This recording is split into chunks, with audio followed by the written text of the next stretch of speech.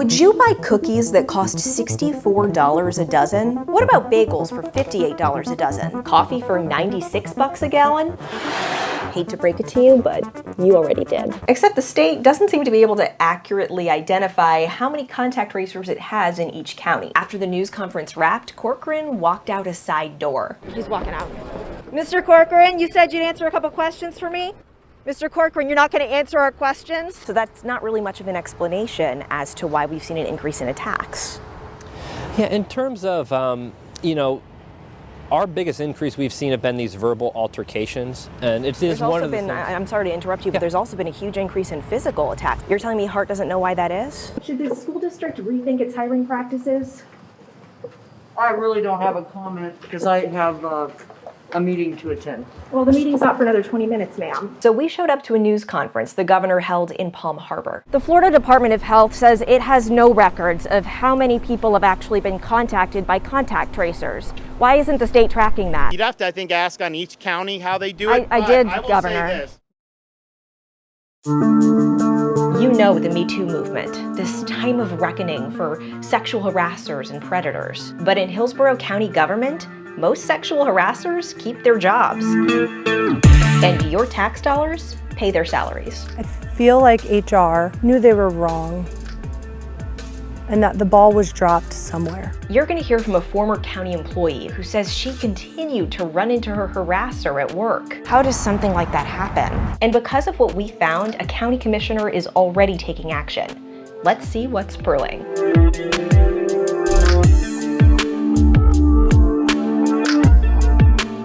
I'm Jenna Bourne, and I'm an investigative reporter at 10 Tampa Bay. If you're new here, welcome to our caffeine-fueled homemade deep dive into issues that matter to you. Make sure you subscribe so you don't miss an episode. Tell me why you wanted to meet at this park. This is the park that I went to for my after school. This is the park that I grew up in. When Tiffany Brazel became a teenager, she started working with kids at the Hillsborough County Parks Department. 1, 2, 3, 4, 5, 6! Good job. High five. The parks were her safe place. But in 2017, when she was 20 years old, Brazel says the man she reported to at the Jackson Springs Community Center tried to take that safe place away from her. What do you feel comfortable telling me about what the harassment was like? It was hard. With this specific guy being my direct supervisor, I didn't know how to handle it. It was uncomfortable, emotionally, physically. Brazel decided to take her safe place back. She reported him, and he was placed on administrative leave while the county investigated. The county's disciplinary records say HR ultimately found that manager made graphic sexual comments to Brazel, made comments about her body, and would look her up and down, winking at her and licking his lips. The disciplinary records also say he regularly tried to text her at night. Screenshots the county reviewed from Brazel's phone records show text messages like this one, saying, "Maybe you need a back massage." His county personnel file shows he was demoted and moved to a different park. How long did it take to demote him? 8 months. That's unacceptable in my mind. I would never allow or facilitate an investigation to go on for that long. To me, that's a recipe for disaster. Brazel says she was never notified that the investigation was over, and she started running into her harasser at multiple county meetings. Court records from Brazel's eventual retaliation lawsuit show the county acknowledges it did not inform Brazel of the outcome of its investigation. HR never reached out to me and said, hey, this is what we found. This is what we're gonna do. Instead, it took me running into him at a meeting, full on panic mode, for me to say, hey, where did the ball drop? At some of the meetings that we had to go to, there was probably 10 of us in a meeting where I would sit directly across from him. Hillsborough County's HR director, Ivy Martin, agreed to meet with us. How does something like that happen?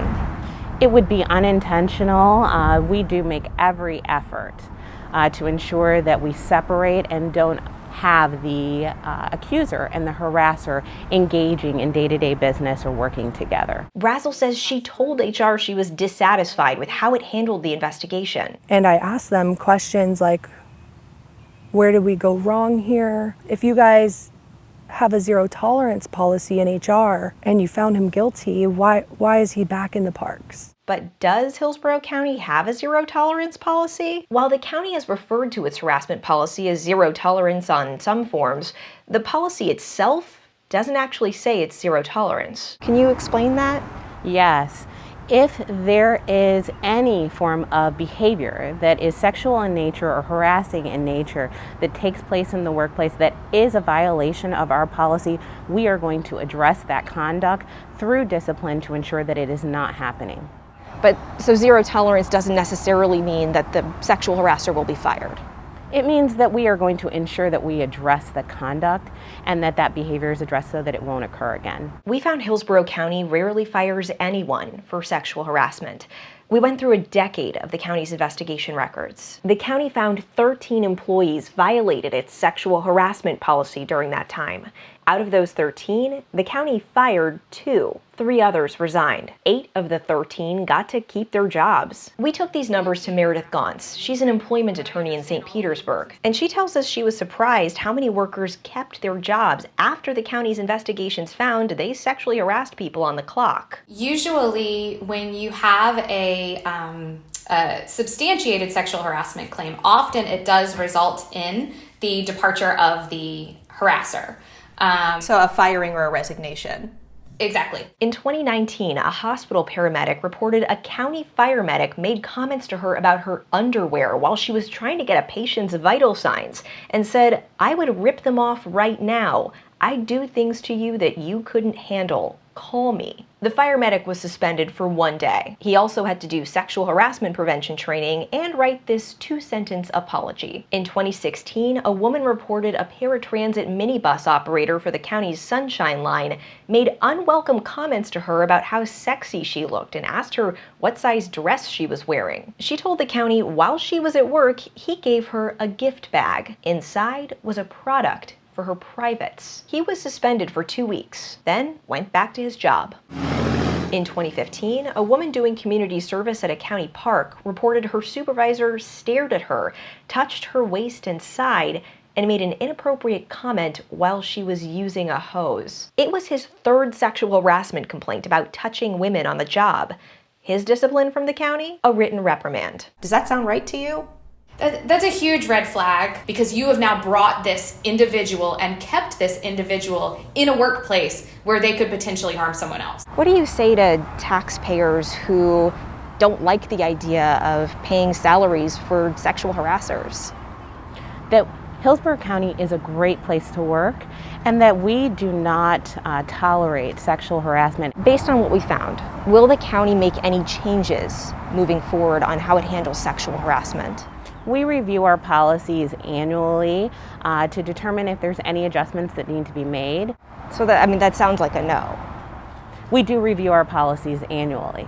Hillsborough County Commissioner Stacy White doesn't want to wait around for that. Based upon this interview, I'll be sending a memo to the county administrator and letting her know that I'd like to start some discussions on our sexual harassment policy. He sent this memo on May 24th requesting a review of county policies and saying the county should have a separate, special distinction made for reports where a supervisor is the harasser. It certainly sounds like the termination rate has been low. That can lead to victims being subjected to situations where they have further interaction with that person. Earlier in May, Brazel and the county agreed to settle her retaliation lawsuit over her eventual firing. I think it's important that my voice be heard. Ultimately, I just want the county HR to do the right thing, and not just for me, for other people. Brazel says she hopes speaking publicly will encourage other county workers to come forward and reclaim their safe place too. Thanks for watching What's Brewing. Subscribe so you don't miss an episode, and I'll see you next time. It's not unusual to look up an ex on social media. People get curious about what their former romantic partners look like now and what they're up to. But what happened to Eva Kennedy was different. It's obviously misuse of access. Kennedy shared these glamour shots with us from the late 1980s. This was around the time she was dating her ex-boyfriend, Leonard Willis. Decades later, her ex looked her up, not on Facebook, but in a confidential government database, Florida's Driver and Vehicle Information Database, known as DAVID. It's meant to be a tool for government agencies and law enforcement officers to confirm information about Florida drivers, not a tool for romantic snooping. It's kind of odd that he would just seek me out after 20-something years to find out where I'm at and what I'm doing. She wasn't the only one Leonard Willis admitted to looking up on David while on the job here at the Florida Department of Revenue in Jacksonville. In a recorded interview with investigators, he says he also searched his ex-wife looking for driver's license photos.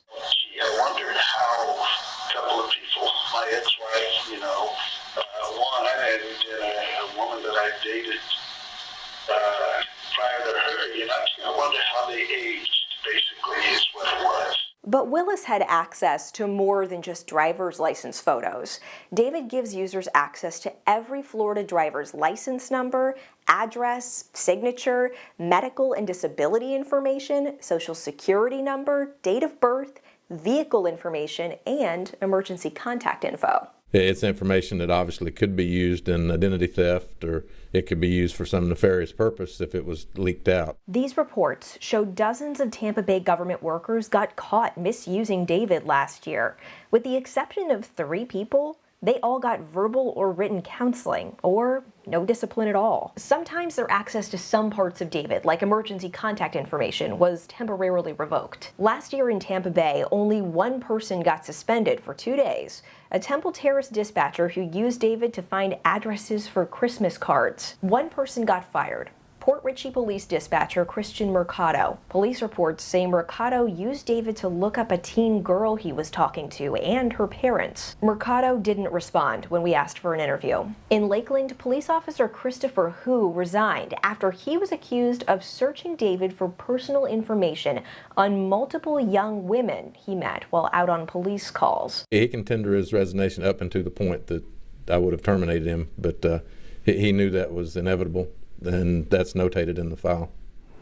So you would have fired him if he hadn't resigned, is what you're saying? Absolutely. One of those women told police she had a sexual encounter with Hu after meeting him on duty. Another was a known prostitute, according to a Lakeland police report. Hu declined our request for an interview through his attorney. Here at this agency, we are not going to tolerate it. Hu is now being criminally prosecuted for misusing David, and that's rare. Despite agencies reporting more than 900 times since 2015 that their employees misused David, state attorneys' offices in Florida tell us they only know of 1 other person who was criminally charged during that time, another officer here in Tampa Bay. Florida Fish and Wildlife Officer Ryan Butler from Temple Terrace. He's in prison after pleading guilty to using information from David to track his ex-girlfriend and set multiple fires to her and her friend's property in 2015. And if someone was looking you up for no good reason, you'd probably want to know about it. But we found that half the people whose information was accessed inappropriately by law enforcement in Tampa Bay last year were never notified. And here's the thing. Florida law gives these agencies an out when it comes to notifying victims of a data breach. An agency doesn't have to notify you if it reasonably determines that the breach has not and will not likely result in identity theft or any other financial harm. If they don't notify them, most people may not ever know this has occurred. I've had cases before where people just thought it was some strange coincidence and said, why is this person always where I'm going? How does he know I'm here? How does he know what kind of car I drive? The Florida Department of Highway Safety and Motor Vehicles, or HSMV, oversees David. They knew David misuse was a problem years ago, so they started requiring more audits and that government workers who use David sign acknowledgments that they could face civil and criminal penalties for misuse. The problem is the state has no idea if those changes are working because they aren't tracking how often people are misusing David. Don't get me wrong, agencies are required to report David misuse to the HSMV, but the HSMV doesn't use those reports to track frequency of misuse. They just review the information and take action if needed. We repeatedly asked for an interview with HSMV Executive Director Terry Rhodes about this, but she wouldn't talk to us. People just are invading privacy of other people. Eva Kennedy says she just wants people who abuse their access to face consequences. Maybe they need to have a different job if they can't handle having that level of security. If you suspect David misuse, you can submit a complaint to the HSMV. You can also submit a public records request for David searches of your name. You can find more info on how to do that on 10tampabay.com.